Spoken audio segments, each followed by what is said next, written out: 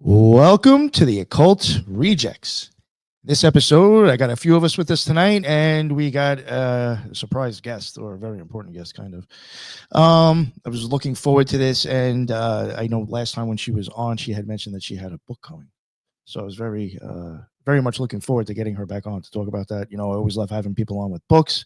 And I will say, this one I actually did start reading. Most of them I don't. So, and I also say there was a lot of things just in like the first 15, 20 pages that started making me Google shit, start thinking about stuff as an occultist. So if you are into the occult, I can just tell you from the beginning of the book, there's some really interesting facts in there that you may not know about that could get you down different avenues and rabbit holes. But before we get to her, we will let everybody else plug their shows. First, Ethan Indigo. Let everybody know what is going on and where they can find all the amazing stuff, please. Well, thank you so much, Nick, for involvement, and thanks everyone for being here. Always stoked to communicate with everyone. Gina, I know this is going to be awesome exploration of symbolism. I am a writer, author, and the usual suspects, trying to promote stuff and share interesting things. Ethan Indigo Smith, exoteric and esoteric writing. So always appreciate communication. Yeah, thank you very much, sir. And Lisa, the occult reject mad scientist. What is going on? How's it going? I'm very excited to be here. I finally get to be on the same screen as Brooke and Gina because I heard the last one and it was a lot of fun. I kind of felt a little jelly because I wasn't on there. But anyway, I am excited to hear about this topic. And the only thing I want to plug is occultresearchinstitute.org. A couple of our contributors, a couple of the rejects contribute to the site. And so if you'd like to take your content in literary form, please check us out at occultresearchinstitute.org. Yes, thank you very much. And Brooke, please let everybody know what your deal is and where they can find all your amazing work as well.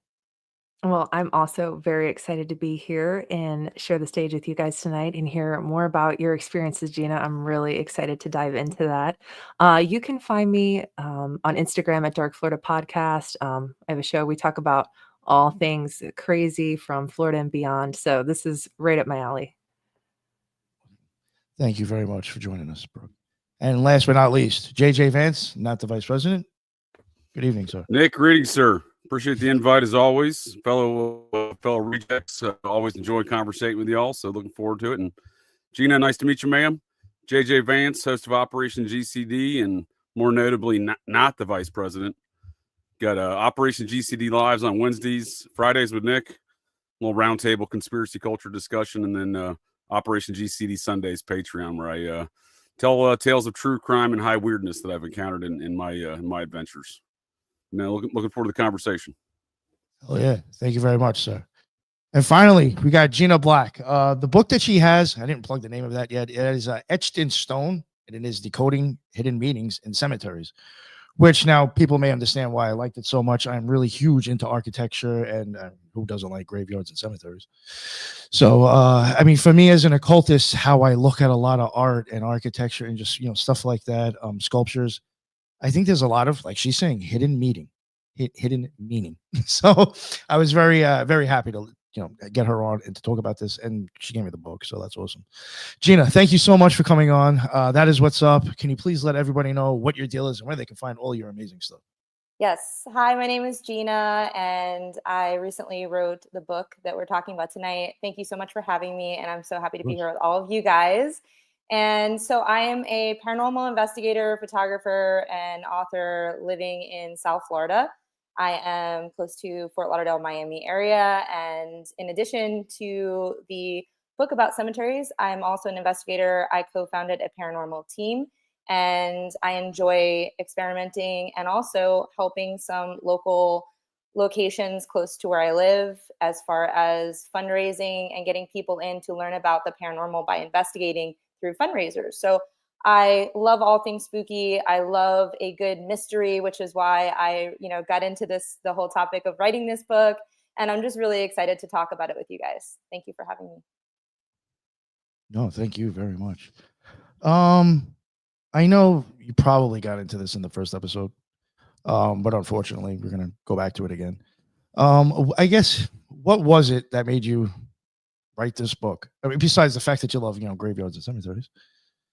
Well, it started around the pandemic when I was kind of, along with everybody else, going through the isolation of all of that and feeling a little cooped up and a little in need of a project. And I decided, to take out my Nikon, and I was just taking photos for fun. And I decided, I'll go to a cemetery. That's a quiet place that I can kind of be on my own and still have some space to be creative. So I started taking pictures, and I started noticing more and more on the headstones in this particular historical cemetery that there was a lot of repetitive art. And as somebody who I have an art background, and photography is just one of the things I do in the art field, I really started looking into it more and more. And hence, that's how I kind of found myself down the rabbit hole with cemeteries and the beautiful artwork that is inside of them. And I travel a lot, so I started to go on tours, historical tours. I started talking to people, and it's one of those topics that if you find yourself in a cemetery and you happen to come across somebody who's a volunteer there, or someone who's a docent, or someone who, whatever the story is, why they're there, a lot of times people are very passionate about sharing the history and the stories with you. So that's kind of how I started learning more and more of the hidden meanings. And I began talking about it on Instagram and TikTok.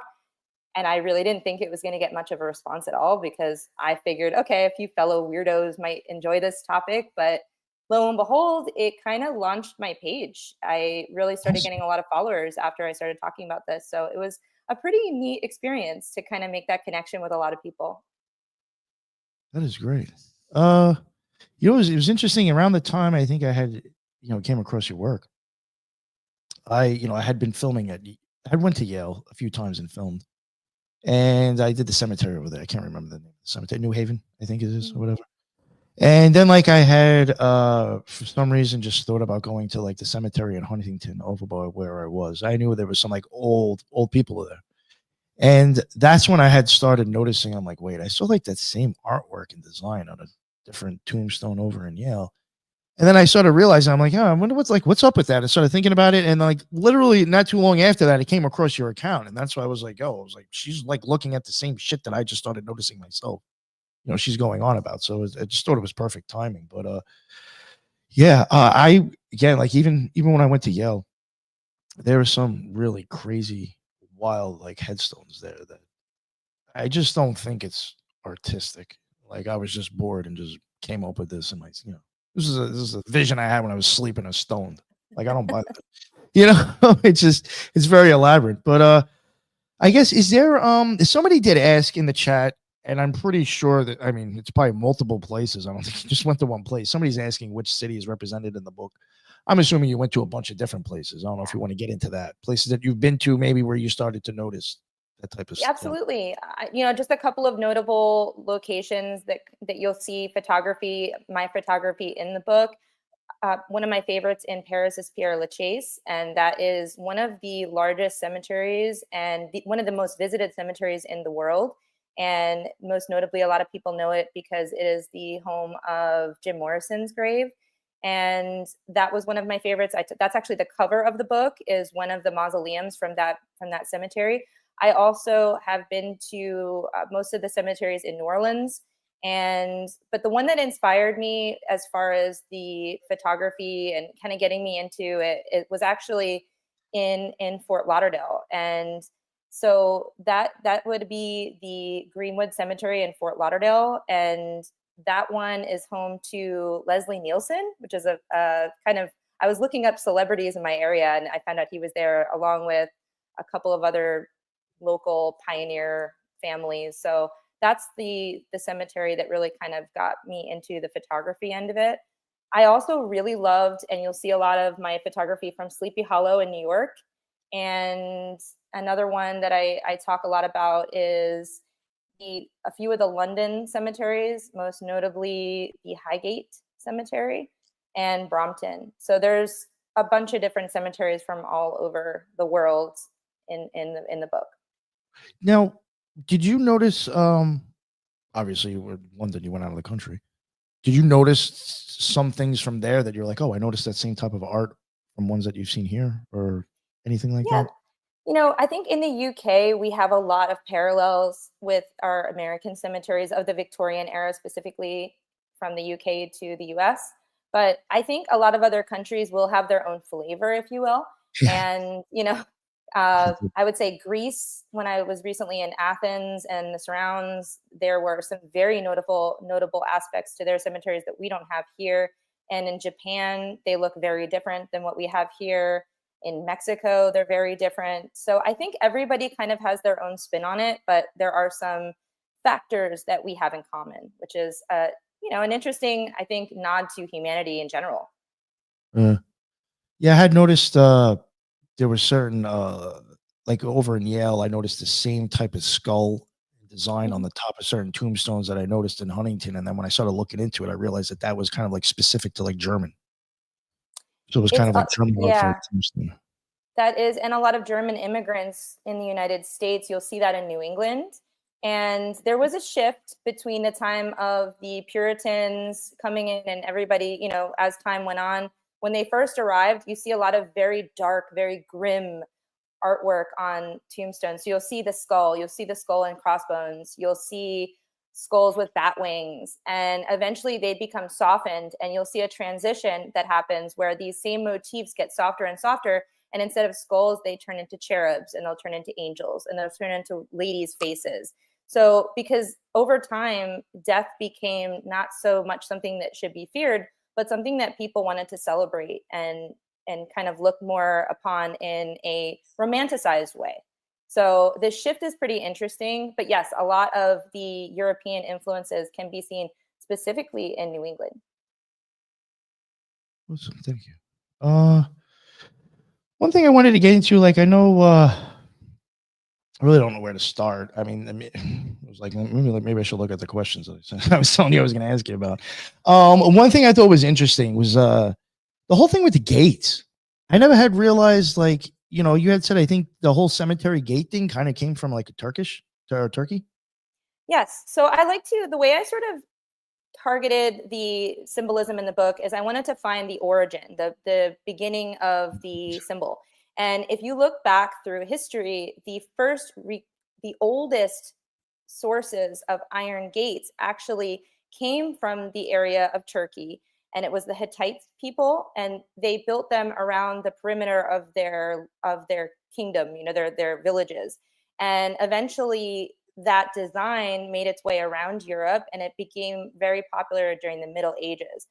But when it came to cemeteries, a lot of Victorians were looking at things like castles, and they were looking for just ornate elements to beautify these locations. And that's where we see the quintessential cemetery gates coming into play that we know and love.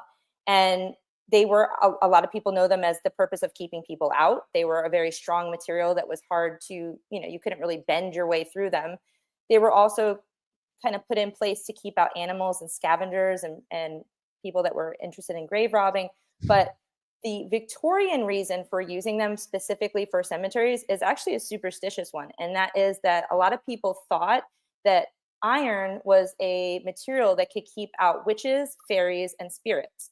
So by putting iron gates around the entire property, you were preventing spirits from following you home. If you go inside the cemetery and then you see a family plot that's also surrounded with iron and a little door, that was something that you had to keep shut. When you walked in and you visited your family members and you mourned, when you left, you closed the gate. And it was considered bad luck for anybody to keep the gates open because they were concerned with these energies following them home. So it was a superstitious factor as well. Yeah, no, I thought that was really interesting. And how, would you say the word was again too, where it goes back, like, I think wrought goes back to like the word, I forgot what word it was, like Rattan, I think is how you've written. Yeah, it's that's the original word that it was. Yeah, it's like it was moldable. derived It from. means like to pliable, something like that. You said Pliable. Yeah. Yeah, So very. you can bend it. You bend it with fire, and you can mold the design. So it was. I think it was something that really was awe-inspiring during that time because everybody was working with stones and with things along that, and that was something very different and had a really unique look to it.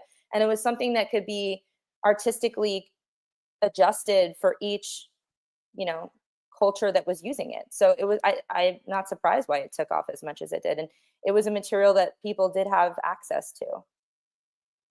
Did anybody want to ask anything before I keep going? I feel bad that I'm going to keep asking questions so I much. was going to ask if, and maybe you're going to get into this later, if you saw like a progression from the years, like centuries or whatever, like the 1800s, whatever, and then now the 1900s, did you see a progression of symbolism or even material used as a headstone itself?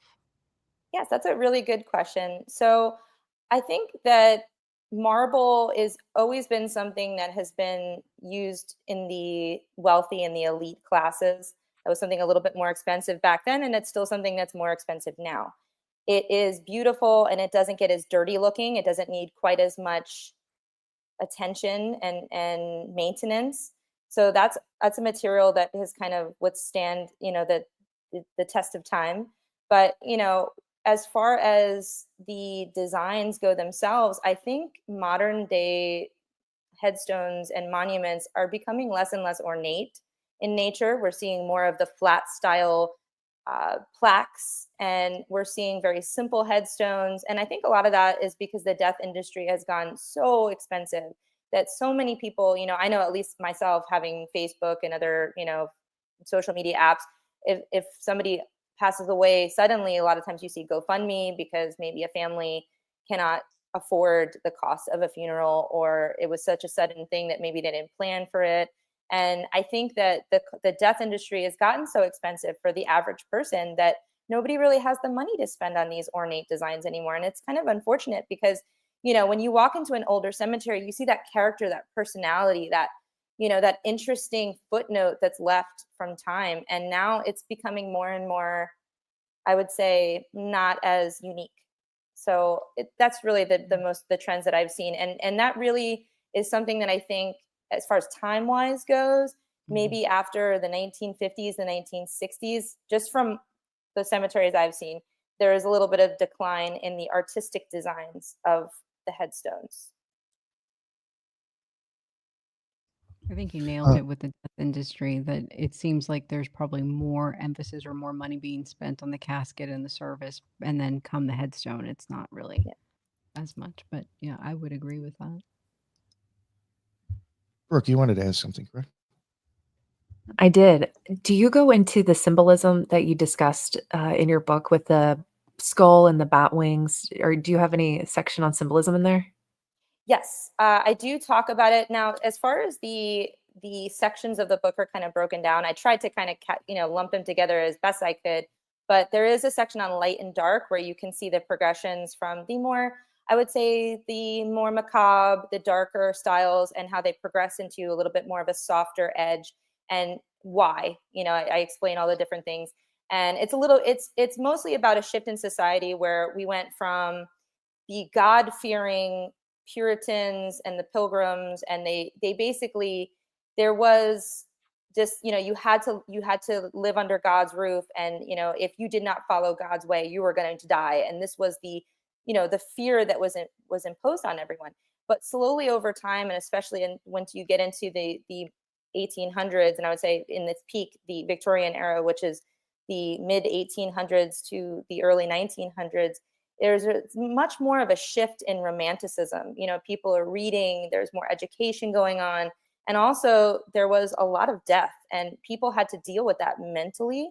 So, if your husband went out to war and your child got, yellow fever, and your other child is suffering with, tuberculosis, all of these things, and then you had to bury your family, they had to put some sort of beautification into that situation so that it wouldn't feel like they had nothing to live for. And I think that all of those factors really contribute to that shift from the skulls and the bat wings into more of the angels and the flowers and things like that. And instead of where you would see maybe, in the 1700s, you would see more of that, the skull, no matter what the age of the person who was buried there. You will see lambs for babies. You'll see more flowers for the females. And I think that was a way for them to visit those sites and really feel good about connecting with their feelings and their mourning. So it's an interesting shift in society. And also around the same time, of the Victorians. We didn't really have, in the United States specifically, we didn't really have a public parks program. So a lot of cemeteries were really places where people could convene socially. So you might go to church and then bring the family to the cemetery for a picnic and kind of hang out. And, it was not viewed as a macabre place to be. It was a normal place to be. And, I think when the introduction to more and more parks started happening, that people started leaving the cemeteries, and then it kind of sunk back into that, more of a macabre place and not a place that everybody wanted to be anymore. So it's an interesting shift, and I find all of that art to be very interesting. Personally, I like spooky designs. That's some of my favorites to find, but I understand why maybe people would have wanted something a little softer. Well, and when you speak about the Victorian era, spiritualism really was on the rise during that time. A lot of seances and those cemeteries, like you're saying, did have those morning chairs for people to sit in. And you're right, they would have picnics and talk to their loved ones or friends who had passed on. This is post Civil War era. And I'm sure, have you investigated Casadega? Yeah, I've been I there. figured. Okay. So for Nick and the rest of the rejects, Casadega is here in Florida, and it's home to the most psychics per capita in the world. It's the psychic capital of the world. There's the energy vortex there, and it was founded by this gentleman named Colby, and he had this whole spiritism movement there. And there's a cemetery there with a haunted chair, they say, called the Devil's Chair, and it's wrapped in a lot of folklore. To the point where some say that some have gone on midnight on Halloween and sat in the chair and have disappeared. So the locals kind of take it pretty seriously and try to keep people from going in there. But it's really interesting you say that. Do you think that there's actually some truth to those claims, or it's just fiction? I visited there actually not long ago. I was there, I want to say it was June of 2024. And I was on an investigation in town, and my team and I, kind of spent some time at the cemetery. And I think it's a really fun local legend, but I don't think there's anything to it. I think what it is that we have a very paranormal charged town. Casadega, like you said, it was very much a center for people that were drawn to the paranormal, that were drawn to seances. And then you have this very ominous looking chair in a cemetery. And I think as time went on and, time passed, and you have all these people that are probably coming into the town visiting, because it essentially did become a little bit of a tourist attraction for our state. And nobody knows why the chair is there, and it looks very ominous. And if you get up close to the chair, and this is something that's very small, so I don't know if everybody's seen it as been, but if you look on the left side of the chair, there's a little tiny wooden cross that is kind of adhered to the chair. And I don't know if that was part of the original design or if somebody added that, maybe because they thought that they were warding off any evil. But I think it was what it was. It was a mourning chair for the family at that particular plot, because it is a large family plot to sit and spend time and enjoy the space. And I think it just became the subject of spooky legends. Everybody has their local, I know there's always going to be the story of a guy with a hook, or there's going to be the story of a girl that's hitchhiking on prom night that disappears in the car. Everybody has their little local ghost story. And I think it's a fun one, but I don't think there's any way that someone's going to disappear on a chair in the cemetery. But it's maybe fun to try if you're brave. I bet you Nick would sit right in it and do whatever. Yeah. You should, Nick. It's a cool area. You go to Disney, and then go. I really want to go over to what is that? Coral Castle. I really want to go there. That's by me. That's actually the furthest south. That's right before you get to the sea. Yeah. I know. I've looked at it like compared to other things. I was like, oh, I could go to Florida for that. And I'm like, how close is it to Coral Castle? Oh my God, it's another fucking 4 or 5 hours. Well, if you really want to do that, I can give you some areas around there to make it worth it. But that area there's not really much going on there. And depending on your vibe of vacation, I know for me, sometimes I want a vacation where I'm not around people. And then sometimes I put myself in the thick of it. But that area is very cool. There's a lot of spooky stuff around Coral Castle. Awesome. So. I did want to show real quick. This was even something Brooke reminded me of it when she asked about certain, I guess, skulls with wings. These aren't bat wings, but these were the things that I had noticed that were in Huntington and Yale, and they're both skulls that had just different variations of wings on them too. That's actually the same kind of like style that I had noticed in different. And I don't know if they're from Germany, but yeah, I don't know if that's them, but I noticed them in both, and they're very old, from like the 1700s. Interesting. Yeah. Gina, you'd mentioned earlier something about the ancient Hittite folks inventing Yes. this iron gate situations. Is this the only trend that we adapted into, burial, ceremonies or rituals, if you will, from the Hittite folk?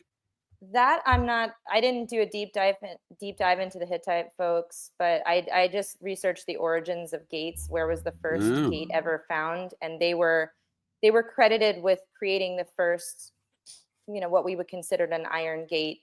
And they used it to keep people away from their, like their villages, Sure. it was meant to as a defense.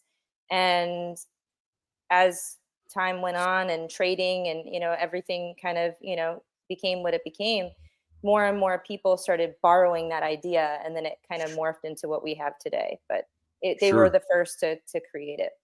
So it was more But of a cultural trend, not a burial trend then. Right. But when I in the book, when I talk about a symbol, I start at the beginning and I talk about the origins of that symbol, and then I talk about how it relates to different cultures. And for Sure. example, if you're talking about, let's say, deer being a symbolism, the first deer we're going to see is going to be from cave paintings that were found in France and other areas of the world. And they represented the life force for certain, groups of people.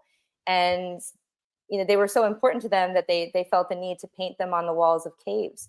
So that's sort of where I go with the origin of where's the first time we're seeing this symbol, and why was it important to those people, and how did it influence others, and what is the progression of the symbolism. And of course, That's an awesome. iron gates mean different things to different people. And another thing that you might see, which is not as common, iron gates, you can actually see them on headstones. People actually will have headstones carved into their gravestones, and that actually has a totally different symbolism. It doesn't mean keeping out witches or keeping out ghosts or fairies. If you see it on a headstone, that usually means the gates of heaven, and someone is passing through the gates into the afterlife. So it's just an interesting thing to look into when you start going down the rabbit hole, and you can see the progression. It's just kind of an interesting path to take. No, that's very interesting. And when you said Hittite, I'm very familiar with those folks. And relative to cemeteries here in Ohio, there's been ancient Hittite tablets found inside of ancient architecture, the ancient mounds of America. That for whatever reason, folks like the International Order of Odd Fellows and Freemason groups built cemeteries here in Ohio around these mounds, right? So they have iron gates around the cemetery, and then inside that cemetery is focused on a mound, and that mound is got Hittite writing on tablets. I find some of those things interesting. That's very interesting. And the Freemasons have a lot of interesting secrets and symbolism. So yeah, and I think you do actually get into a little bit of that, right, in the book, I think. I touch upon it because there are certain fraternal orders, especially in the United States, that there are so many commonalities across our country where you're going to see a headstone that has a Freemason symbol, or you're going to see the Daughters of the American Revolution or the Women of the World. You're going to see these fraternal orders, the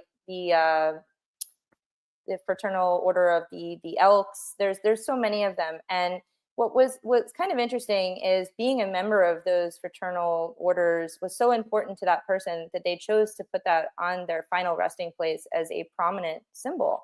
So it's important to note because there are so many of them.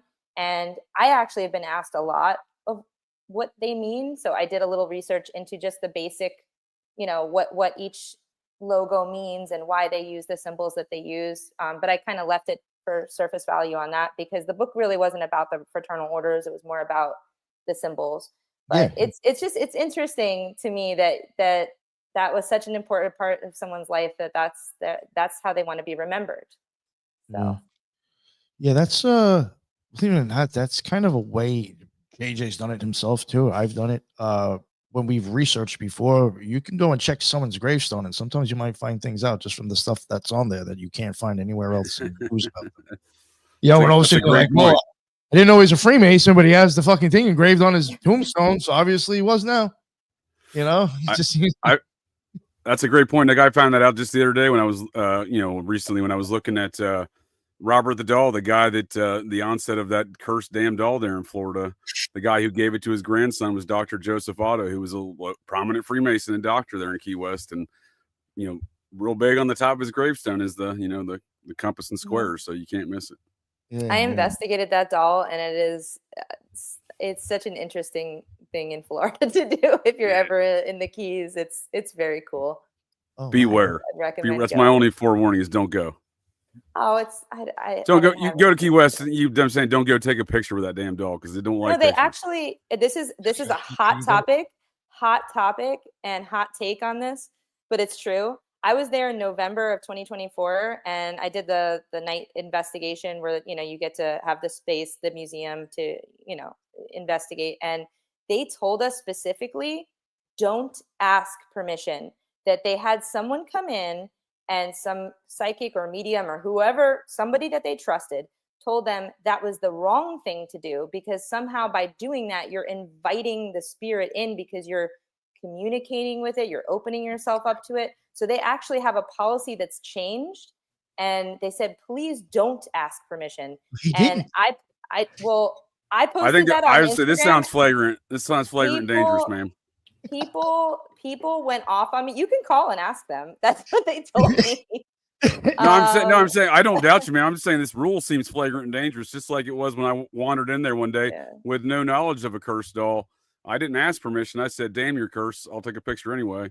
And 13 years later, I tell you that thing's no good.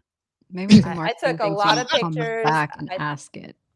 Yeah. I took a lot of pictures, a lot of video, and you know what I got? I got some evidence of Robert. I got on one of my devices, it said Robert, and I have a recording. I'm happy to share it with Nick. It is a device that's kind of like a spirit box, and I was asking questions, and I wasn't getting any responses, so I said something along the lines of, I was with my husband. I said, my husband doesn't think you're real, but I do. I think you're a pretty cool guy. And then we heard giggling.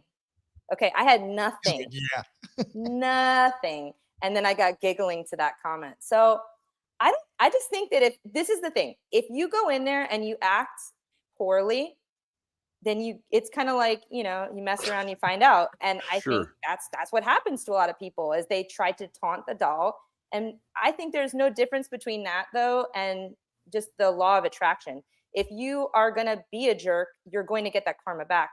And some people, I think, that taunt the doll and treat it badly. I'm not saying you did that, but no, I did that. That's fair. That's a fair assessment. Okay. I said, I was just saying, maybe he was already pissed off and he took it out on you. Yeah. See, I was complimentary, and I told him how much I liked him because it's true. I think he's a cool guy. My attitude. It was not my attitude. I got in hindsight, I was way off. In hindsight, I was way off. When you said about inviting the doll in, I just did some research into Annabelle, and that's one of the things that Ed and Lorraine Warren talked about with her was that is where the original owners messed up, is when they had the seance and they gave the permission to that spirit to stay. That is when the attacks escalated, and then they had a full-on infestation at that point in time, almost possession. Wow. The Warrens said if they had been just a week later, that someone probably would have died or become possessed by the spirit of quote unquote Annabelle. So same thing with Robert. Yeah, that permission opens that door spiritually, and you don't know what you're letting in. Yeah, but I mean, the owner actually made a video, so it's a welcome video. When you go there and you're on this investigation, before you start, you have to watch this video that the owner of the museum has made, and he explicitly says not to ask for permission. So that's interesting. Something might have happened to him. I don't know. Yeah, I visited there a long time ago. It was August of 2012, but. And again, I was in the middle of the day. It was no warnings. They were just like, hey, I was there to see an old Civil War fort that was built on a mound. It turns out, I think a lot of weird shit happens on mounds, and Robert's one of those examples. So what's the spirit in Robert? What are your thoughts on that? So I am not totally sure what is inhabiting that doll. I'm not saying that there isn't anything inhabiting the doll, but I don't think it is quite as evil as everybody says that it is. I think a lot of the Okay. stories that you hear about the doll are okay. So, for example, the doll was running around the house and people saw the doll Right. running around the house. I don't think the doll was running around the house. I, There was I can also agree a with you on that. story of a woman, supposedly the last owner of the doll, which was not part of the family. No one knows how this woman got possession of the doll, but she had possession of the doll in the 1990s, and she gave the doll to the museum, just showed up one day and said, "Hey, do you want this?" And she told them the doll locked her in a closet. I also don't believe that. But I'm not saying that there's not something there. Right. I don't I believe that just either. Right. personally don't believe a doll can lock someone in a closet because I live on planet Earth. But it's there are But certain that things. lady did die weeks after donating that doll, right? After donating I mean, Robert she to the was an museum, older right? lady, so are we gonna look at I'm just her? saying, like, I don't I know. don't It know. seemed like I she don't had some know odd any. circumstances to begin with, but I I just agree with don't you on not believe the running around and stories. stuff. Yeah. I think a I lot of it wanted is overhyping, and it all goes back to having an urban legend, and it's a Mm. great story. And I'm not saying it's not haunted. I do think that Oh, there is it's something it's paranormal about cursed. that doll, but The damn thing's cursed. I don't You think know, if you are kind and you are not being aggressive and you are not antagonizing it, I don't think you have anything to worry about. I That's just wanted how to I feel point about out it. that Yeah. the whole idea behind having a gate is to not have the proverbial Robert follow us home, right? And he is And behind a Not a bad gate. Yeah. idea. and same thing with Robert. burial itself has an aspect of that too. With the whole Hittite ritual, is to put them in the ground. You stay there, go do your soul's journey. Don't come back and be my Robert, so to speak. Mhm. So even Sure. burial kind of has this ritual, gate ritual kind of reasoning, similar anyway. I wanted to ask if there was, you mentioned that the skull was related to German folk. I wonder if there were other symbols that other groups of people tended to use that maybe were suggestive of something we wouldn't think, like as that we would think that being death, not German, or other symbols that you found that came up a lot that were interesting just in general. Well, I think there are some that I find personally interesting that I think one of the top ones that I found out about when my last trip to London was the symbol of the pelican. And so Mm. you might walk right by this pelican and you might not think anything of it. But if you look a little closer, it was heavy metal. Okay. It is a pelican. All right. And she is leaning Fucking herself forward, up, probably, right? and all her babies are eating her flesh. Okay. Now, the pelican is it's can be maternal or paternal, but it's usually maternal. So it's usually the mother, and it symbolizes a strong mother and someone who would die for their children. And it's just one of those Yep. things that self-sacrifice. A mother does so much for her children. You know, the children are the center of her universe. But to choose that symbol, I just thought that was really cool. And there Mm. are also some there are also in Christian faith, the pelican can be used to represent the Mother Mary, Yes. and sacrificing herself. Basically she sacrificed herself for her path, and it's just interesting to me to choose the pelican for that. So I thought that was kind of neat. And once I saw one, then I started seeing more and more because it was on my radar. Another one that I really like, and I think you guys might think this is cool too, is the thistle flower. So a thistle flower is kind of like, I've seen it pink or purple, right? And it's kind of spiky and it looks almost fluffy. And the stem and the leaves are also kind of spiky. Now, this is something that's found commonly in the UK, specifically in Scotland. And as the story goes, that made this such an important symbol for Scotland, was that the Scottish was fighting with the Norse. So the Norse was on their land and they were fighting off the Norse. Now, the story of the thistle goes is that the Scottish army was so tired from fighting and fighting and fighting that they decided to go into a field of thistle. So they were sleeping in the middle of this field. This was a tactic because the Norse didn't know about the spiky nature of the flower. So they knew that this was their best defense. So as they slept without a care in the world. And of course, the Norse found them and started surrounding them. But to give an element of surprise, the Norse took off their boots and they started walking through the field of thistle.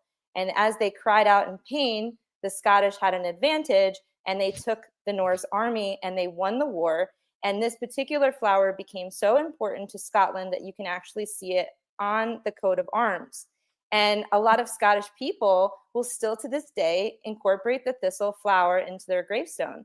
It's one that you almost exclusively is found on Scottish graves.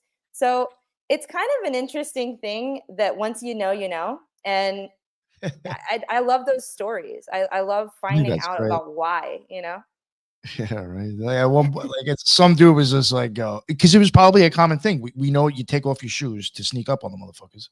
Yeah. So they're probably like, yeah, let's see a motherfucker take off their shoes now and sneak up on us. It's like I was going through someone's head. That's awesome how like that whole story came to be. One thing I did want to mention real quick before I wanted to kind of go into something else. I did it kind of still with the, I guess more of like the graveyards and stuff, why they're positioned. I know you got into that. But one thing I did want to just mention real quick, kind of about Robert the Doll again, or a little bit of the spirits. Well, kind of going about the whole thing of asking for permission. I do know when it comes to this, all depends on how you even look at demons or what you believe they are. But even in the Goetia or other really books about summoning demons or working with demons, you're not asking for permission. You're actually telling them what the fuck you're doing with them and what they're used for, and that's it. Like you're going to wear a symbol on you that even when you supposedly invoke them, this symbol's already rendering them under your control. There is no permission. You're telling the motherfucker, this is why you're here and this is what you're doing. Mm-hmm. So I do kind of understand it. Once you give them permission, what the fuck's, why? Yeah, no, I like what you're saying there. Tell you to. No, I like what you're saying, especially with demons in the Goetia, because I think Robert the Doll was actually made to invoke some sort of spirit into. Could be a tulpa.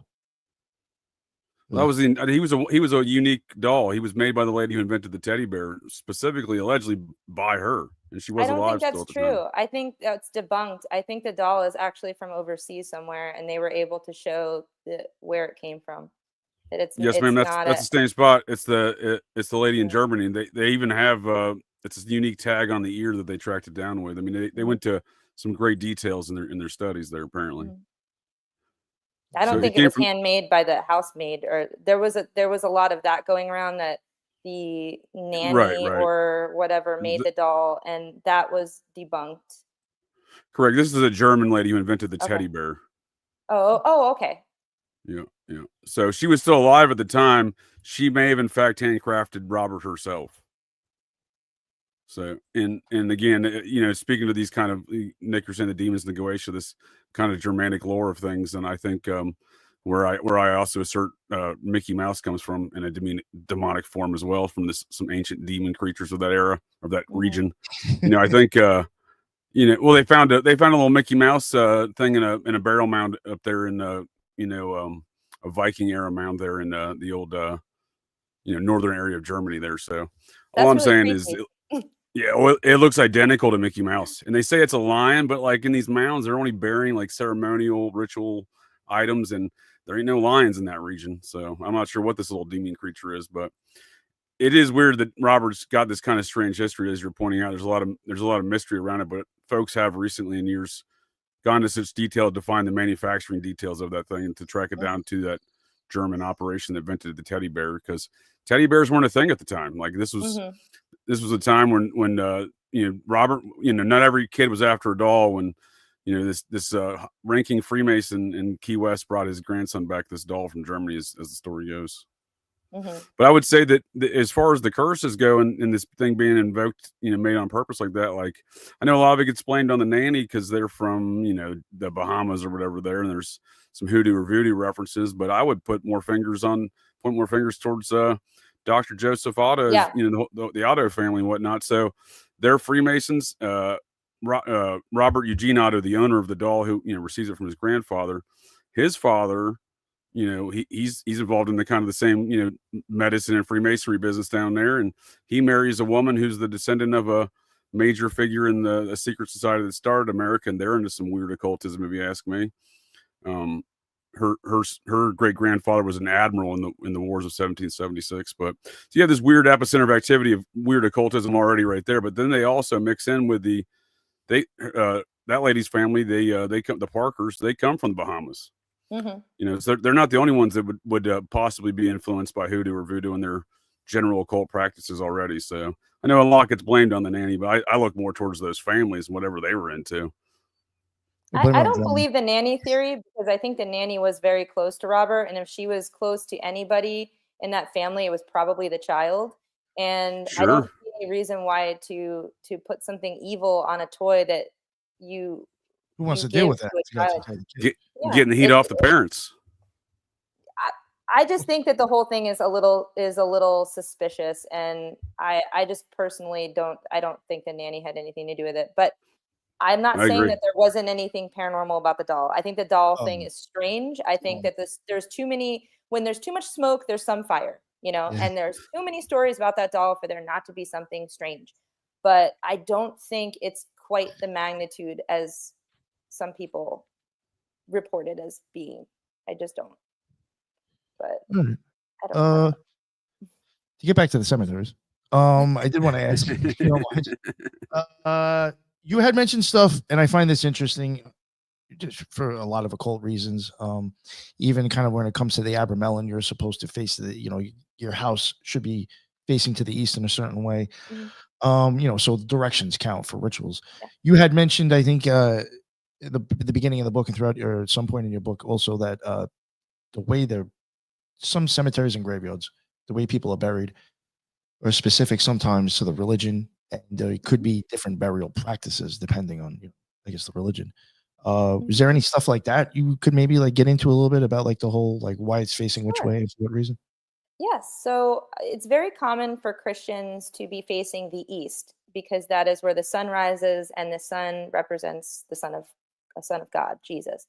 And it is thought that when the resurrection comes, that's where Jesus will rise. So the graves are typically facing in that way if you are religious. And many, many, many headstones in the United States, especially the older cemeteries, you will see that as evidence of Christian graves. Then there are, for Jewish graves, typically they will face, the foot of the grave will face the entrance or the exit, usually it's the same place, the gate of the cemetery, because the idea is when the resurrection comes for the Jewish people that they will raise up and their spirits will walk out. And then there is the Western facing graves. So that's the interesting one that I find is a lot of Western facing graves in older cemeteries. So this doesn't apply to newer cemeteries. This is, we're talking 1800s here.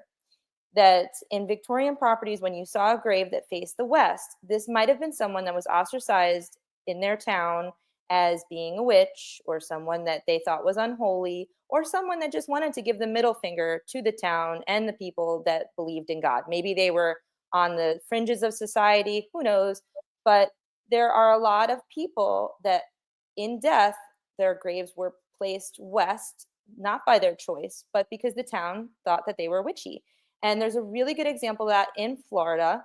So in Tallahassee, you could look up, is a very famous story, a really sad story of Elizabeth Budd Graham. And she has a beautiful headstone. But basically, she was a gorgeous woman. And of course, she attracted lots of male suitors. But the one that she chose was the one that everybody wanted. And, he was a successful man in town. And there became a bunch of rumors that she charmed him with witchcraft because maybe she wasn't the most wealthy, high society woman. And why did he want to marry her? Oh, she must be a witch because I don't want to look in the mirror and face the fact that I have flaws. So I want to project all this nastiness onto another person. So everybody started stirring the pot in the area and started this rumor that Elizabeth Budd Graham was, and her nickname was Bessie, was a witch. And when she died kind of suddenly, the town actually had her grave facing west. So if you go to the Tallahassee National Cemetery, you're going to, or I should say the Tallahassee cemetery, not the national one, but the Tallahassee City Cemetery, you'll find her grave is one of the only ones that faces that way. And it's become a site, which another topic I talk about in the book is tradition tipping. And that is when people come to a grave specifically to leave gifts and to acknowledge that maybe an injustice was done to someone. And that you can see this also as evidence in the Salem witch trial memorials. People come from all around and they leave tribute items. Maybe they'll leave a flower or a coin, or they'll leave, something special like a teddy bear. But these people that are doing it have no connection to the deceased, but they're doing it out of respect for an injustice. And that is one of the graves that we have in our state where people come from all around and leave her presence. But it's just an interesting thing because it's in the older cemeteries, it's they ostracize them so much in life and they continue to do it in death that, it's kind of a sad situation. But nowadays, graves face any old way. It just depends on the plot. It depends on, how much you want to spend. And it's all arbitrary now, but it's an interesting thing to look at. And you can typically, even if someone's grave doesn't tell you what their religion is, you can kind of figure it out based on that. That's awesome. Brooke, you want to add something? I do, if that's all right. Yeah. So with your work in cemeteries, I know you said you've done some paranormal investigation when it comes to Robert the Doll. Have you conducted any other paranormal research while in some cemeteries and found some more, let's say, charged than others? So that's a really good question. And it's one of those things in the paranormal field that is a hot topic. Are cemeteries haunted? And I think some of them really, truly are, but I would say most aren't. And I think for me, usually when I'm in a cemetery, I'm taking pictures, I'm there for the art, but sometimes I'll bring a spirit box or, something like that with me. And I have gotten some interesting evidence in cemeteries before. I would say there's a couple notable ones, but one was in the Daytona Cemetery. I don't know if you've ever been to Daytona, Brooke. Are you familiar with that area? I've not been to the cemetery, but Daytona, yes. Okay. So in Daytona, there's a strip which is very populated with a lot of biker bars. Okay. I was there on an investigation for a biker bar. So I was there to investigate the saloon known as the Boot Hill Saloon. Now, the Boot Hill Saloon, before it became a saloon, was a mortuary that serviced the cemetery across the street. Then over time, it became purchased and turned into a bar. So the bar is haunted. That's why I was there. But I also wanted to check out the cemetery while I was in town. So I had done a little research before I got there, and I knew of one specific story, which is really spooky. And it was in the 1990s, there was a group of teenage boys, and what they were doing is they were breaking into mausoleums, and they had a midnight club. So they would get together, they would hold these meetings in a mausoleum. But somewhere along the line, they started going through the graves and maybe robbing the coffins and stuff like that. And when they were caught, one of the graves that they had been messing around with, the skull was missing. So a lot of people felt at that time that certain paranormal activity that was starting to ramp up in the area was because these kids stole a skull. Now, when I went to this property, I happened to be walking around, and as I always do, I oftentimes meet people that are enthusiasts. Maybe they see me taking pictures and they want to talk to me about it. When I was there was a man who spoke with me, and he told me a lot of other things. So he said, okay, look around the cemetery. You're going to see all these graves knocked over. And that was from bikers. They used to leave the gates open, and these bikers would get intoxicated. They would come into the property and they would kick down the stones. So there's a lot of maybe restless spirits from that. And then he told me that during COVID, people were coming in and they were robbing the metals that made up the gates around some of the mausoleums. So knowing this knowledge now from this random stranger who was super nice to tell me all of it, I took a spirit box and I was walking around the cemetery, and I was over by the mausoleum. So now we know the mausoleums, there's a missing skull and there are missing metals stripped from the mausoleums. So I'm up there and I'm asking questions about the skull. And I heard the words gate. And I said, did someone steal parts of your gate? And it said yes. And then I asked, more questions because I think I'm talking to something intelligent. And I said, did this happen recently? And it said yes. And it was really interesting. And then I was going around, I found some graves that were toppled. And I got what sounded like a woman asking for help. And then a man immediately said, help her. And I said, I can't pick up this grave, ma'am. I'm sorry, but there's nothing I could do about it. It was just really interesting. And when I spoke to the staff members at the saloon, which when I was done, because I was there to do an investigation that night, they told me that they see apparitions all the time because they close up and they're leaving, and it's usually kind of quiet around like 2-3 in the morning, and they see what looks like ghostly lights walking around in the cemetery. So they think it's haunted. So that was pretty cool. And then the other thing I wanted to mention was in St. Augustine. Are you familiar with St. Augustine?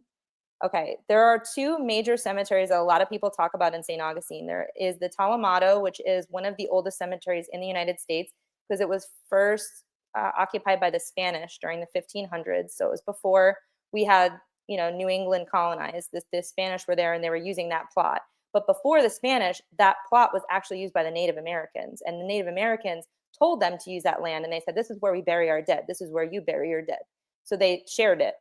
Now, it is the Talamato Cemetery. So that place is haunted. But there's also a property across the street that was the Huguenots. So that was for people that weren't Christian. And at the time, that's how it was started. I think Protestant, I'm not sure who else, but it wasn't, there was a Christian spot and then there was this spot. Now, the Huguenot Cemetery was the site of a mass grave after the yellow fever epidemic. So there was all these people dying of yellow fever and the bodies were piling up. People didn't want to claim their bodies of their family members because if they said, yes, my husband had yellow fever, guess what they're going to do? They're going to come to your house and they burn the houses down because they didn't understand how to quarantine or how to, fix the problem. So they figured, oh, the disease must be in your house, so let's just burn it down. So all these people were not claiming their loved ones. So all their loved ones were eventually put into a large mass grave. And they've confirmed on the property, there's at least 2 that they know about on the Huguenot side. So I was there randomly because I go all the time. I was there on a ghost tour. I was just walking around, just taking pictures, not thinking I'm going to see anything at all. And this is my only time in my paranormal career catching what looks like figures on a photo, on multiple photos, I should say. I have at least 2. And it's full body apparitions. A man who looks like he's wearing a top hat. He's kind of portly. He's got a beard and he's got like a frilly kind of ascot going on. And right next to him, little less detailed ascot. I don't know. Is that how you say it? No, I just love it. Yeah, ascot. And then there's a woman that's right next to him. She's a little less clear. And it looks like she's wearing a bonnet and kind of like a fluffy kind of, material, I don't know, like a old timey looking dress. And it is wild. And I took 3 pictures back to back. So I always tell you in paranormal investigations, take a burst. And you can see them manifesting in one. You can see them full body in the second one. And then in the last one, you don't see anything. They're gone. And it's the same spot. And they're live photos. So you can actually see them in the photos on an iPhone. So I think there are certain circumstances that can warrant properties having paranormal activity. But I also can kind of side with the people that argue, why would a spirit be in the plot of their grave? Wouldn't they be in the house that they died in, or their workplace or the hospital? And I don't disagree with that, but I think that some people are at unrest, especially if they're in an unmarked grave. And we have a lot of that in Florida. We have so many properties in Florida that have mass graves from hurricanes before people understood how to track hurricanes. There is an incredible amount of mass graves, and it's really, really sad. So I think that there's something to that specifically in Florida, but I can understand too in other states, maybe there might be, a Resurrection Mary or, in Chicago, or, you hear these stories and I think there's some truth in it. Gina, I was going to say, you mentioned the robbery of a human skull. And the first thing that pinged in my head was the show that we did about the cult of Mexico, Palo Mayombe, was the religion that they practiced. And one of the requirements is a human skull in their cauldron. And it was to invoke the ancients or the spirits to get them to do their will and bind them to the cauldron. And I know that when I was in Florida, down in South Florida, especially in the Miami area, there is enormous amounts of different Caribbean belief systems, put it that way. And it's a melting pot for sure. Right. And sometimes, and I know Nick and I have talked about, like cattle mutilations. I was like, sometimes people need blood and they need a ritual, and these people from, of different belief systems they're used to doing things, and we think that it's something, but it might just be that somebody needed a supply thing for a ritual. Yeah. So, I mean, I'm not to say that it's not haunted or anything like that, but you are having all of this kind of melting pot of belief systems. I think that whole story is horrific that happened. And I think that the act of doing that definitely left some negative energy on that property. I don't know if those kids were intelligent enough to be doing anything, occult related, or if they just saw a movie and they wanted to have a secret society and they thought it was cool. I don't know, Both. but I do know that I know they were high school age, so it's possible. But it's a shame for a couple reasons. It's a shame because obviously they desecrated a grave. 2, they might have created spiritual unrest. And 3, you're also fueling into what I know a lot of you probably know about is the satanic panic stuff, Yes. And the satanic panic of the 80s and the 90s has really rocketed so many horrific situations, especially in criminal justice, and kind of blaming certain crimes on satanic panic and little things like that. Even if they were just doing it as a joke or they thought it was cool, people can look at that and go, oh, see, the teenagers are doing this, and everything is satanic panic, and it Absolutely. just is not a good look, and I think it fueled negative energy in the wrong reasons. It's funny how you mentioned even like that type of situation. I can say, not from me doing it, but from people I was with and witnessed it, was even there. Like I lived over in Ronkonkoma. We lived on Lake Ronkonkoma, right near Lake Ronkonkoma. And you can walk along it. And there is like a lot of like interesting things, like even like brick walls or just like things like left over that are there and places you can tag or spray paint and this and that. We got like a bunch of dudes that like listen to Slayer and Metallica. What do you think they might actually write on the walls? And people literally saw that and thought there was satanic shit going on. That's how fucking ignorant people can be just because the symbol's there. A kid must have been killed. Yeah. Well, some of that was intentional, right? Some of that was intentional. You had folks like John Todd telling folks that Dungeons and Dragons was Satan. John Todd's an occultist who's did years for rape and all sorts of other stuff. So there was a lot of what I'm saying is there was a satanic panic, but there was also satanic murder, ritual human sacrifices going on, and then there was a mixture of convincing folks that anyone who listens to Slayer has long hair and wears a black T-shirt is suddenly of Satan, right? Yeah. Well, are you guys familiar with the Memphis 3? Oh, he is. Oh, the for West sure. Memphis 3, and that whole trial of 3 teenagers who were literally only guilty of listening to Metallica and Slayer, and he'll disagree with you on that one. I was gonna say, I'm gonna have to disagree with you, man. There's a lot of forensic evidence and their own admissions. They were big Crowleyites. They admitted so, under oath, even in the hearing. Eccles, that is. Well, we could talk about it more in depth, but there was also a lot of things that were stretched in that situation, including a man that had a mail order law degree that claimed that he was a specialist in satanic everything, which was hilarious to me that he was even called to be a specialist in that case. So well, I'm glad you point that out, because I would claim that joke. Yeah, I would claim the fix is in on both sides. But if you listen to the original detectives' work, those fellows on the ground and their reports, they did a great job. And they even got some great admissions from all parties. So a lot of stuff was spun later. And again, I think the fix was in trying to come on the state to mix it up, because this is an occult network, I would argue, is a large and extensive, but nonetheless, as far as keeping these matters under control, not that, those guys were working for somebody. I'm just saying it's a network that covers its own tracks, if you will. But there's a lot of forensic evidence that does not do favor for any of those gentlemen. And today they claim to be innocent, but on paper, they signed an Alford plea. And an Alford plea, by its very nature, is a plea of guilt.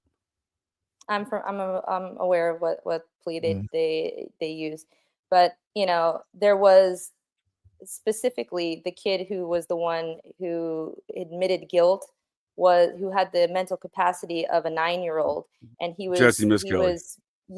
And he was interrogated without his parents' permission, and all of those recordings are available online, and they are absolutely coerced in every way, sense of the word. And are you familiar with the statements of Damien Eccles, probation officer? No, I'm not, off the top of my head. They don't bode well for Damien. I understand Jesse Miskelly, and again, I don't disagree. I'm not signing off on the full-fledged nature of all those activities that went on in that investigation and proceedings in court, but A lot of it became a circus, if you ask me. But I'm saying that the initial investigation, the guys on the ground, those initial detectives, I give them 2 thumbs up for their police work, because they did some great stuff there. And I'm not saying that, again, they didn't possibly want to get more evidence from all parties, but again, the evidence they got from folks like the probation officer of Eccles, et cetera, where he had statements that what you would call an investigation would be statements that are reserved to the investigators, and they call them polygraph keys, for an example, would be one reference. And it's something that when you're questioning your suspects or just any kind of in your investigation, that if folks know those details, then they know something about the intimate details of the crime. So Eccles had numerous of those flags with his probation officer and under questioning. All right. Well, again, back to the cemeteries. Yes. Yeah. I apologize for geeking out on the ritual human sacrifice murders. Yeah. I understand that, but it is cemeteries on this topic For sure. Yes, I did want to start asking you about symbolism that were on these things. You also did mention, I think, beehives, correct? Mm-hmm. Yeah. Could you maybe get into that, like some of the things you noticed? So a little bit about that is kind of the idea of community and of, working for the greater good.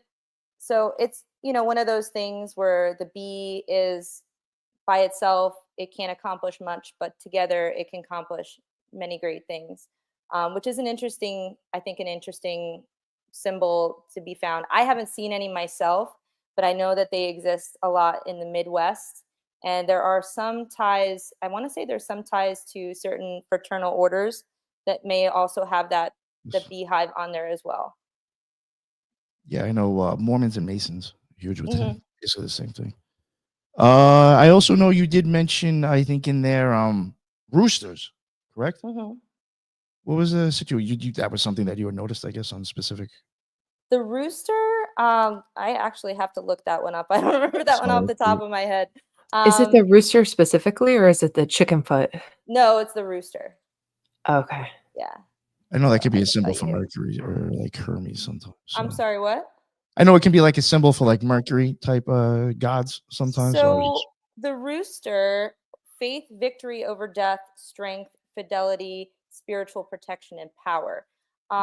As far as the areas you're going to see a lot of that in, there are a lot of areas around South Florida that you're going to find roosters, because roosters are common in Cuba and they're common in Key West, and they're also common in Tampa, believe it or not, because a lot of the Cuban population moved to Tampa. So you see a lot of those there.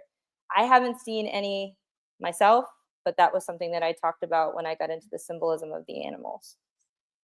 And that's cool you bring up that they're spiritual protectors, because the chicken foot, I brought that up. That's a sign for protection and warding off bad spirits. And then depending, sometimes you'll see the nails painted different colors.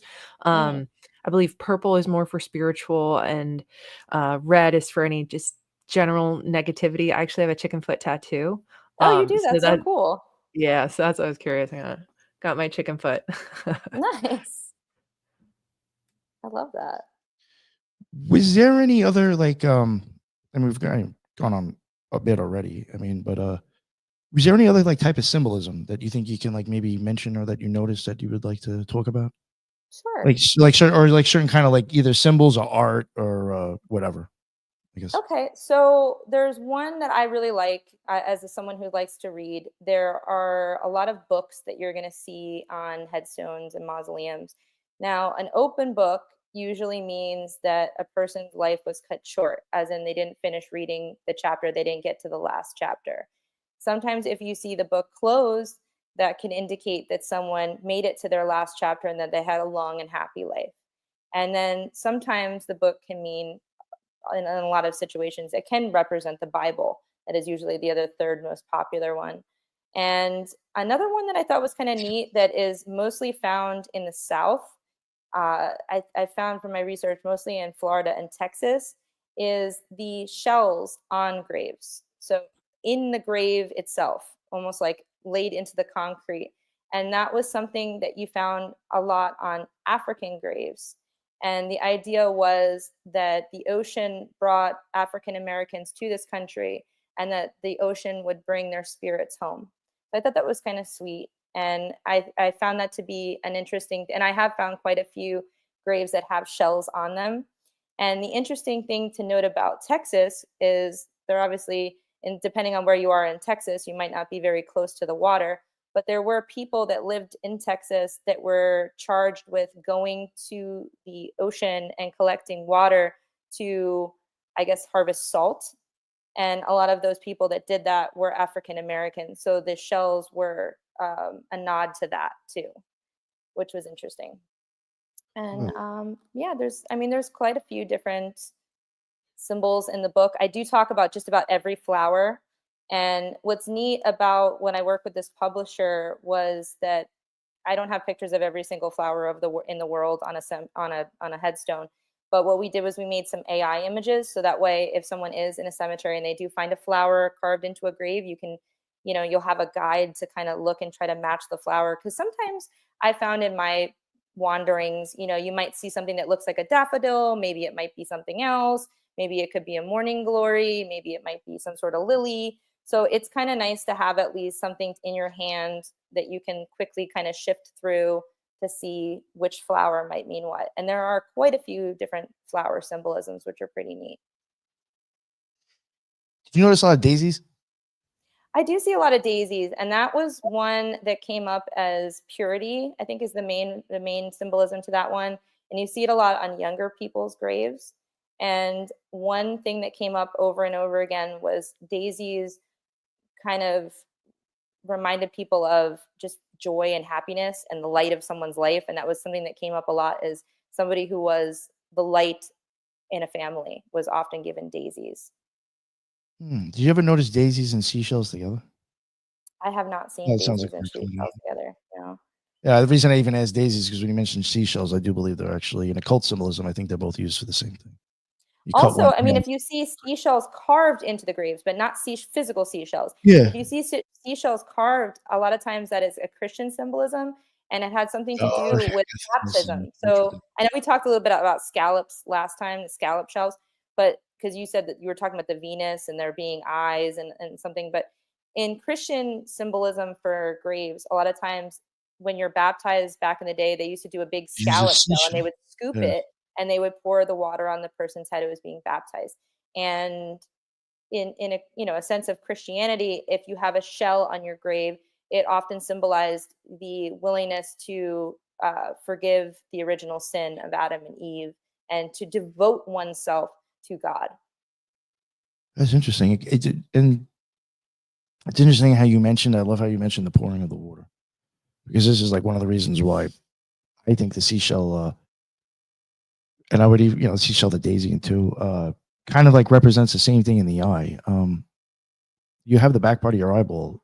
It has the vitreous humor in there, and that is where the blood is, which I think is a symbol of like the blood of Christ in some way.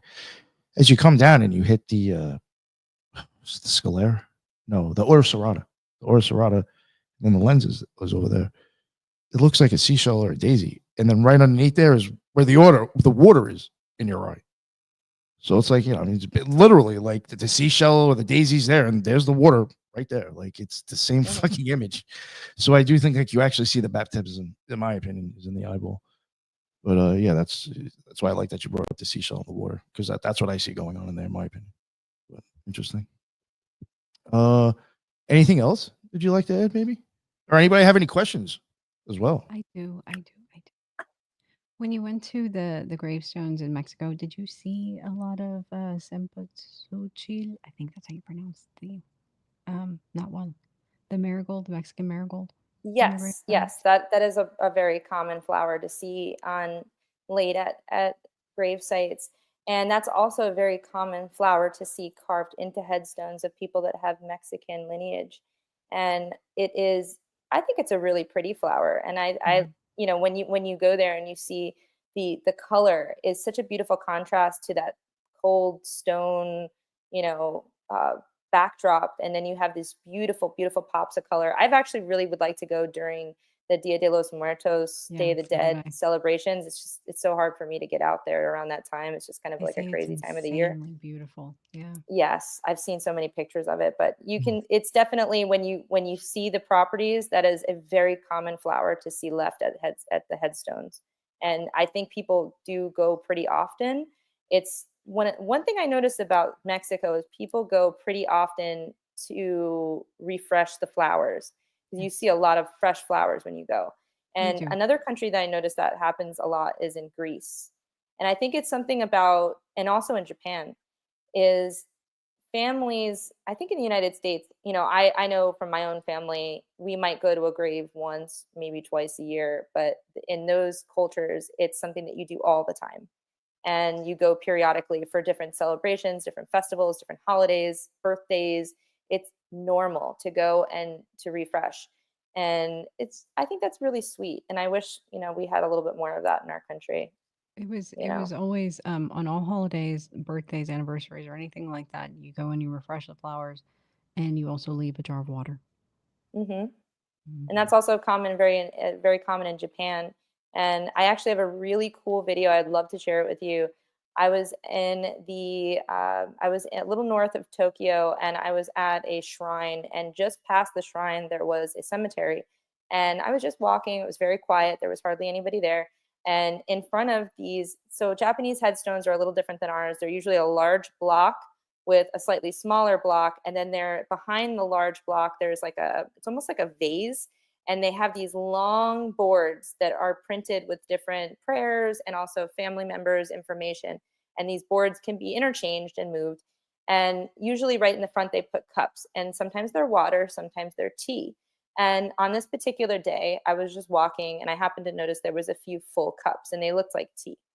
And so I'm standing there, just enjoying the view, and I see a huge crow come up. So the crow flies over, it sits, it looks up at the grave, it's looking around, it comes closer to the cup, and it starts drinking from the cup, and then it looks up and it keeps its mouth open, and it looked like it was trying to look at the grave.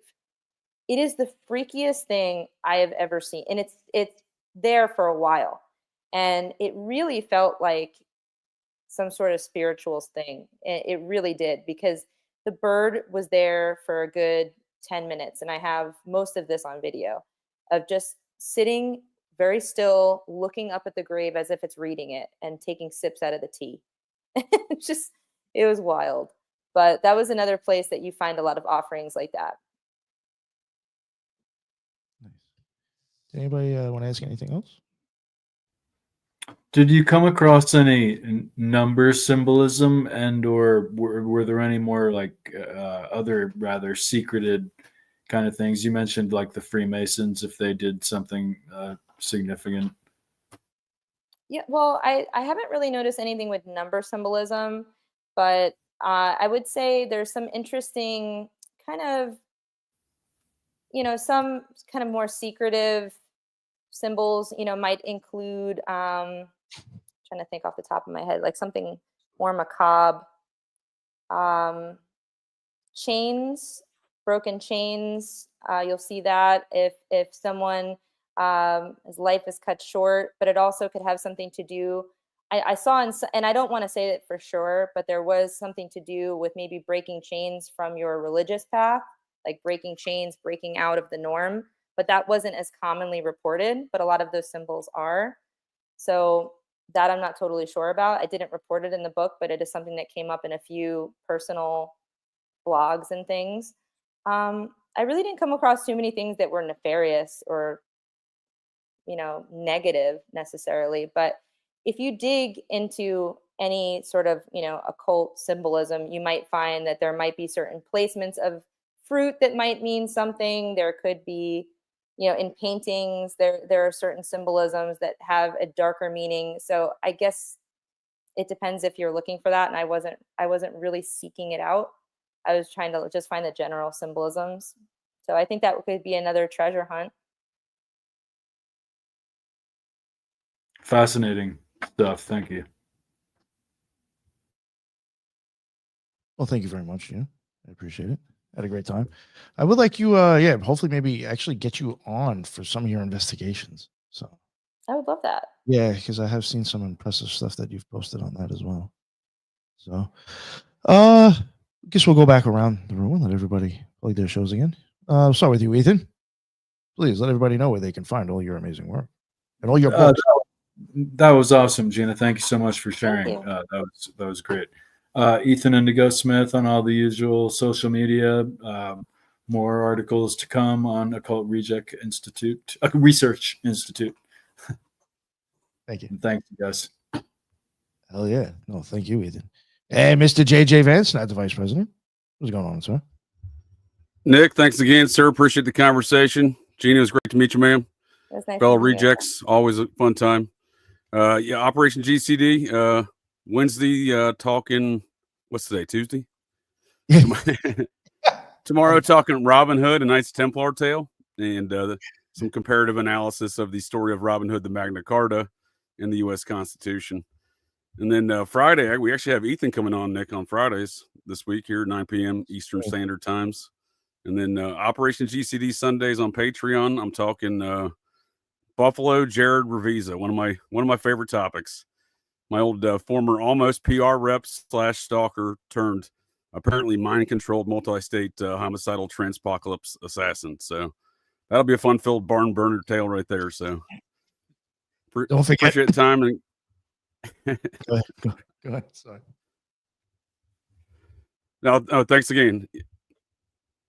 Yeah, no problem. No problem. And don't forget, remember this guy Jared, he was a licensed hypnotherapist, wasn't he? Oh, dude, from a prominent family. They broke the curse of, speaking of curses, they broke the curse of the goat. The family business did, the Revisa sports hypnotist business. The Chicago Cubs credit them, Ken Revisa, as the reason why they won the World Series finally. It was almost predicted by Back to the Future 2. Back to the Future 2 predicted it in 2015. It occurred in 2016. So that's a weird kind of, because we just did the Back to the Future review. I was like, that's a weird kind of synchronicity event right there. But yeah, no, it's a strange tale. But yeah, appreciate the time again. Host of Operation GCD, JJ Vance, not the vice president. Yeah, if people are listening, catching this or the replay before tomorrow night, I highly suggest they go check out that show tomorrow. You already know it's going to be a banger. I'm actually going to check it out. I'd really like to see what he's got to say on this. And Brooke from Dark Florida, please let everybody know where they can find your amazing show. Yeah, you can find me on Instagram and wherever you get your podcasts at Dark Florida Podcast. And thank you for having me on again. Love joining the fellow rejects. And it was so nice to get to talk to you, Gina. You've given me much to think about, especially because I know somebody dropped in the chat about cemeteries and cryptids, and they do overlap a lot. So I'm anxious to get a copy of your book so I can start seeing some more about it. Thank you. And I'd love to talk with you about some cryptid stories of my own. I know that wasn't really the aim tonight, but it's definitely, we live in a fun state for that. So we certainly do. And last but not least, Lisa, what is going on? You call Reject Midside. Yes. Gina, thank you so much for that. Like Brooke said, so much, like I wrote down so many notes of things to look into. And I appreciate all the work, the research that you did going to all these different cemeteries. That's a big deal, I think. And I look forward to looking into listening to your investigations on some of this other stuff, because I think that kind of ties everything together. But anyway, thank you so much. And thank you, fellow Occult Rejects, as well. And the only thing I have to plug is occultresearchinstitute.org. Thank you for the invite. Awesome. No, thank you. And finally, Gina, please let everybody know where they can find your work and where they can find your book, please. Well, thank you so much for having me. I really enjoyed our conversation tonight. And I am so happy to meet all of you guys, Ethan, JJ, Brooke, and it was nice to see you again, Lisa and Nick. And if anybody is interested in checking out my work, you can visit shehaunts.com. And there are links to my book. You can get it on Kindle. It's also available on paperback via Amazon right now. And it will soon be available on barnesandnoble.com. And on my Instagram account, you can check out paranormal. There's all kinds of little cemetery hidden meaning videos. I just do tidbits, little bite-sized portions, so you can learn a little fun fact here and there if you'd like. There's also, I do a lot of paranormal research locally and also around the country, so there's some videos on that. And I'm just open to, meeting new people, new like-minded, paranormal enthusiasts, cemetery lovers. So please come by and say hi. I try to, interact with everybody and get to know everybody on there. And I just want to say thank you again for having me and letting me talk about my book. And that is called Etched in Stone, Decoding Hidden Meanings in Cemeteries. And I really appreciate everybody's input and questions and getting to know you guys. It was a lot of fun. And I love being able to come on and talk with like-minded folks.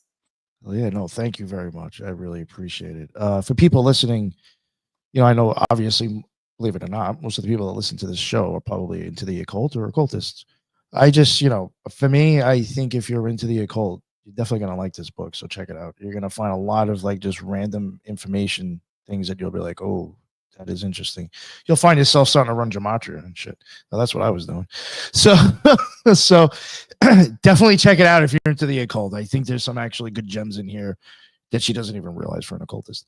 So thank you again, Gina. And like I said, we'll definitely have to get the crew back on. I would really like to actually have you talk about some of your, I guess, paranormal experiences and the research that you've done. I've seen you, and another thing I wanted to promote. Go check out her. I don't know about you. You think you said TikTok or whatever? Maybe you didn't. Instagram for sure. Go check out her Instagram. It's very good. The art, I think, of the grave sites and all that stuff, beautifully done. And she has some impressive videos that she'll put up. Go check it out. It's worth looking at. And thank you all for joining. I really had a great night. Thank you, everybody in the chat. That's what's up, especially on JJ's side of the world there on his channel. You guys have me cracking the fuck up. Thank you. And yeah, that's the end of another Occult Rejects. And until the next one. Oh, real quick, tomorrow we might have a surprise live. I'll put it out there now. I hope to God he doesn't flake on me. But we're going to blow some minds. We might actually have Mark from my family thinks I'm crazy on the fucking Occult Rejects. I don't know how the fuck that happened because we're both supposed to hate each other and want to kill each other. So if he's coming on the show, I guess things might have changed or maybe it really wasn't that fucking serious. So come check it out. We might Mark's have a nice guy. Mark's a nice guy. Yeah. He's got some interesting perspectives. I'm sure that'll be a good conversation. I didn't know he's joining you. That is a surprise. Yeah. Well, I invited you on it. I told you. I forgot, because I didn't think it was really going to happen. You know what I mean? No. You did tell me about it. I filed it in the department of this is probably never going to happen. No, I think it's actually going to happen, which is pretty wild. It'll definitely be making waves, gossip, and whatever, making history in the conspiracy community in some way. So come check it out if it happens tomorrow.